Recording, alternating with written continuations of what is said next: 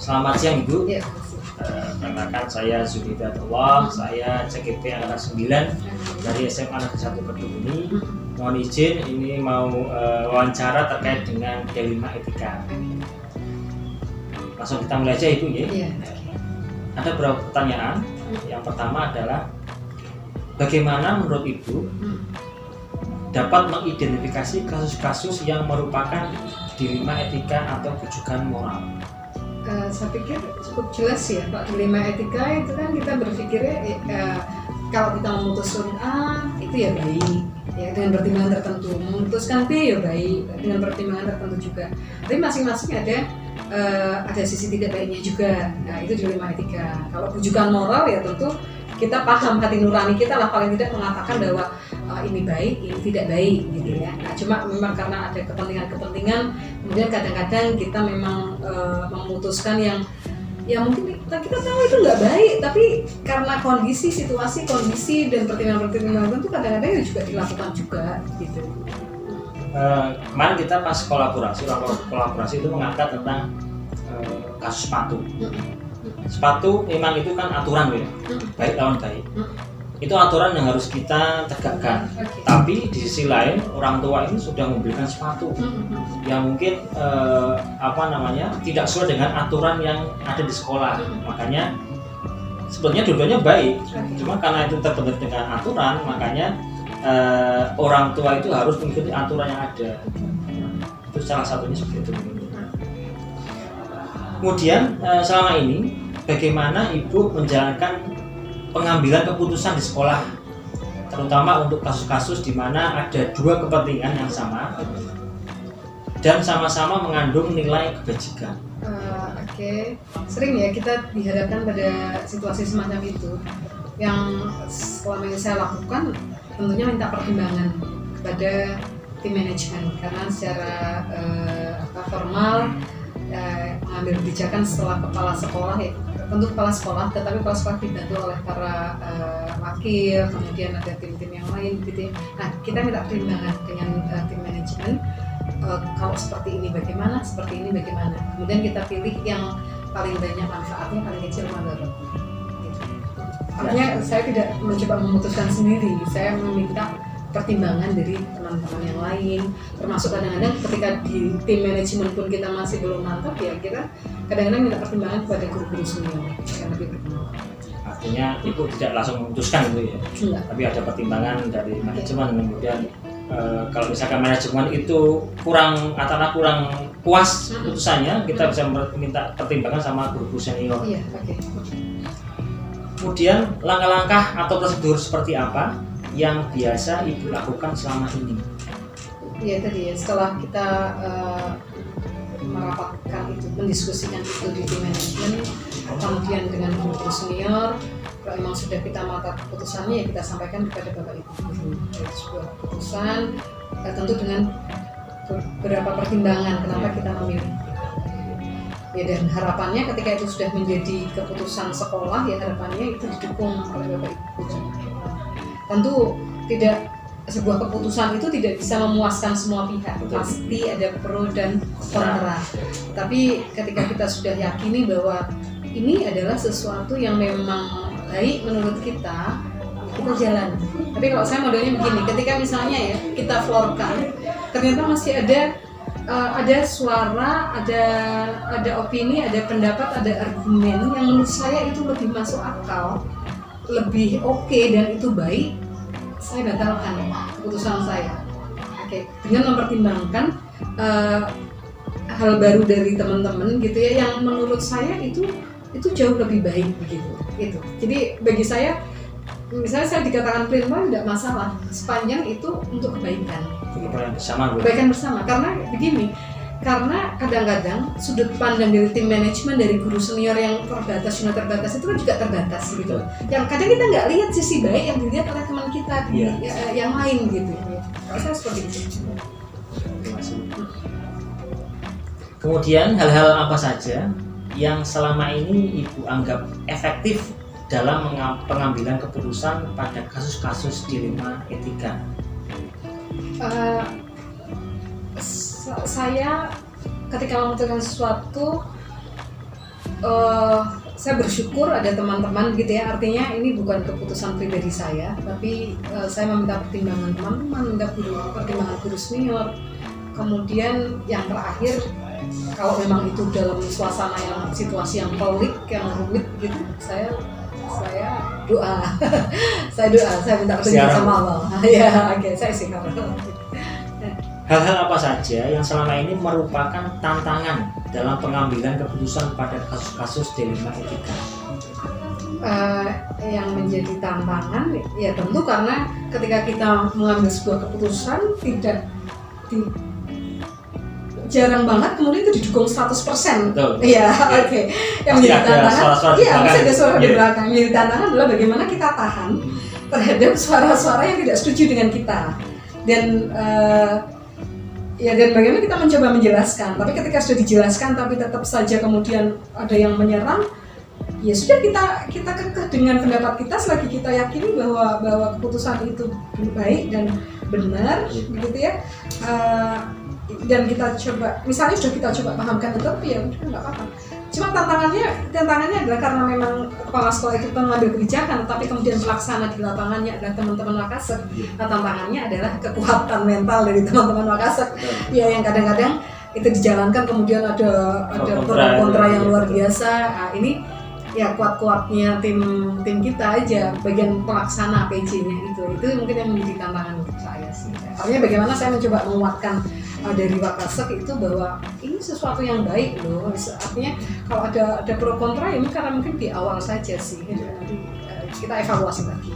Nah itu senjata kita evaluasi lagi, artinya setiap keputusan itu kita jalankan dulu, tapi harus kita refleksikan, kita evaluasi. Itu kan terkait dengan mungkin yang kontra dengan keputusan itu kan biasanya ada orang-orang yang mungkin vokal tapi di belakang. Betul. Ini tanggapan Ibu tadi bagaimana itu untuk menghadapi orang seperti itu? Kalau saya selagi dia ngomong ke saya, ya akhirnya saya coba jelaskan di forum secara umum. Ya harapannya orang itu paham. Tetapi kadang-kadang kita jumpai, kita sudah jelaskan di forum, tapi orang itu tetap bersikukuh dengan pendapatnya, begitu ya. Oke. Kalau saya sih enteng saja, di sebuah organisasi itu kita bertiga pun harus ada pemimpin, begitu loh. Dan ketika organisasi adalah ketika ada perbedaan pendapat, maka serahkan keputusannya kepada pemimpin. Saya mikirnya dalam kesempatan ini, periode ini saya yang memimpin. Toh misalnya jenengan nggak suka dengan keputusan, saya nggak akan lama kok di sini. Sabar saja lah. Gitu. Saya nggak sampai 10 tahun insya Allah di sini. Nah, jabatan itu titipan Bu ya. Terima kasih.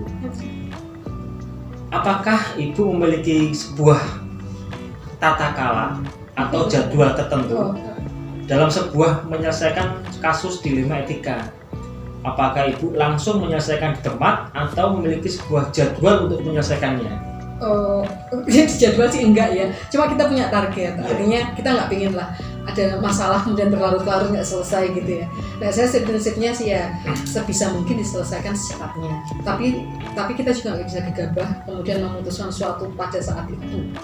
Saya belajar betul, saya pernah melakukan sebuah keputusan yang saya belum meminta pertimbangan teman-teman karena saya pikir ini baik, ini sebuah kebaikan, ini saya tentukan pun nggak masalah gitu ya. Ternyata itu menimbulkan masalah baru. Itu saya belajar betul dari situ. Akhirnya udah saya tak ingat-ingat sekarang, apapun itu walaupun menurut saya itu sebuah kebaikan, maka saya bilang saya akan sampaikan ke tim manajemen, kita akan diskusikan dulu sehingga keputusan saya adalah keputusan sekolah, bukan keputusan saya pribadi. Artinya memang butuh waktu Bu ya, butuh waktu untuk apa berdiskusi dengan mungkin dengan pakar-pakar, dengan manajemen. Betul. Karena kalau tadi disampaikan, kalau kita memutuskan sesuatu ya itu kan sudut pandang kita kok gitu loh. Kita baik, tapi belum dan sudut pandang kita sangat terbatas ternyata. Makanya jangan terlalu pede dengan sudut pandang kita gitu loh. Walaupun itu baik gitu loh. Dari pengalaman saya ya, kepemimpinan di sini, di tempat lain gitu, saya belajar bahwa dalam kebaikan itu ada ketidakbaikan. Makanya kita harus minta pertimbangan orang lain. Adakah seorang atau faktor-faktor apa yang selama ini mempermudah atau membantu Ibu dalam pengambilan keputusan dalam kasus-kasus D5 etika? Teman-teman, artinya tim manajemen, kemudian Bapak Ibu guru senior, kemudian ya teman-teman semua gitu ya. Artinya sepanjang kita membuka diri bahwa kita tidak kemudian bersikap bahwa pendapat kita benar, insya Allah kita akan mendapatkan pertimbangan dari banyak sudut pandang gitu. Jadi saya bersyukur sekali punya support system yang baik di sini ya, dari teman-teman wakil, dari teman-teman yang teman senior, termasuk dari teman-teman yang kontra dengan saya. Jadi saya berterima kasih pada mereka karena kita jadi tahu sudut pandang yang lain gitu loh. Jadi tidak satu arah tapi beberapa arah Bu ya, maksudnya masuk di kita.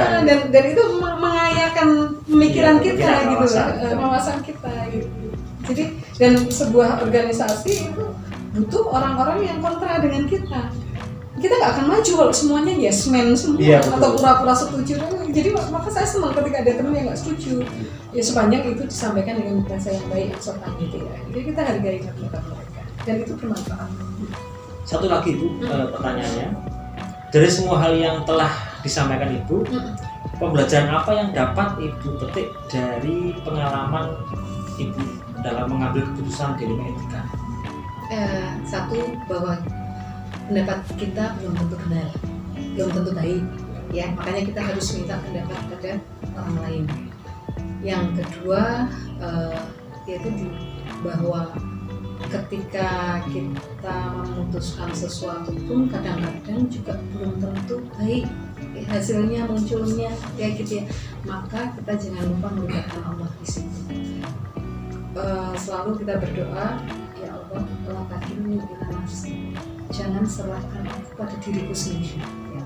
Kemudian saya selalu berdoa, ya Allah, semoga kita selalu hadir dalam setiap pengambilan keputusan seperti itu. Karena memang kita nggak tahu betul yang menurut kita benar ternyata nanti itu nggak baik gitu kan ya. Jadi dalam kepemimpinan itu kan ada benar ada baik, ada benar ada baik gitu ya.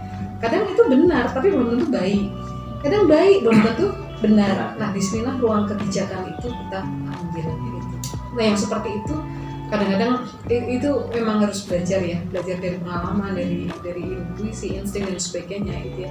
Tapi tadi balik lagi, kita harus tidak boleh lepas dari Allah gitu ya. Karena kita nggak tahu semua sih yang baik menurut kita belum tentu baik ya. Yang tidak baik belum tentu tidak baik.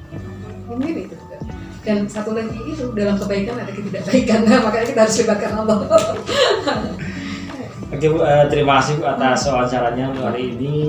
Semoga apa yang Ibu ini sudah lakukan ini memang benar-benar keputusan yang terbaik Ibu, terutama untuk sekolah ya SMA Negeri 1 Kedung. Sekali lagi saya ucapkan terima kasih. Terima kasih. Saya Ri, wassalamualaikum warahmatullahi wabarakatuh. Waalaikumsalam.